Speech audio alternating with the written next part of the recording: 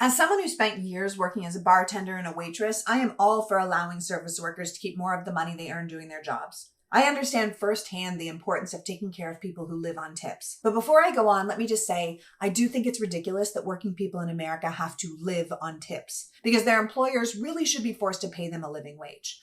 But that's not the issue at hand. The issue at hand is that both the Republican and Democratic candidates for president are running on the idea of not taxing tips. Trump's been talking about it for a while, and then Vice President Harris came out and said she was also not going to tax tips. And Trump freaked out because he said she stole his idea.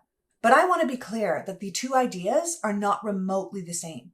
When Kamala Harris says she doesn't want to tax tips, she is talking about a plan that would target lower wage workers and people working in hospitality and service. When Trump says he doesn't want to tax tips, what he actually means is he wants to create a massive tax loophole for the ultra-wealthy. Because Trump isn't thinking of service workers with this plan. His team plans to define tips so it would include end-of-year bonuses for corporate overlords. A lot of these hedge fund guys and money managers and CEOs, they function on a certain salary, which is already extraordinarily high, but they get truly rich on those end-of-year bonuses. For clarity, last year Apple's Tim Cook got a $46 million bonus. JP Morgan's Jamie Dimon, a $40 million bonus. And Elon Musk, he got a bonus of almost $460 million.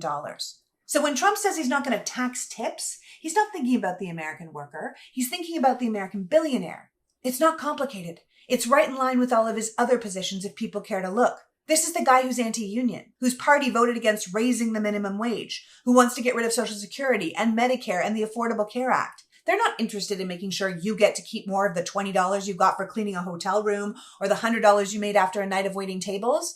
They care about giving their donors yet another tax cut by redefining bonuses as tips, so these people can't be taxed on their extraordinary windfalls at the end of the year. So no, the Harris-Walz ticket did not steal Trump's idea about not taxing tips. They still think people who make $125 million a year and then get a $40 million bonus should be taxed.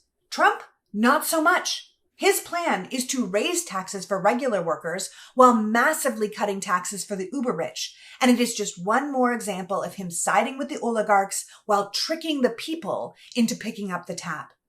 Go and look it up. I promise I'm not wrong.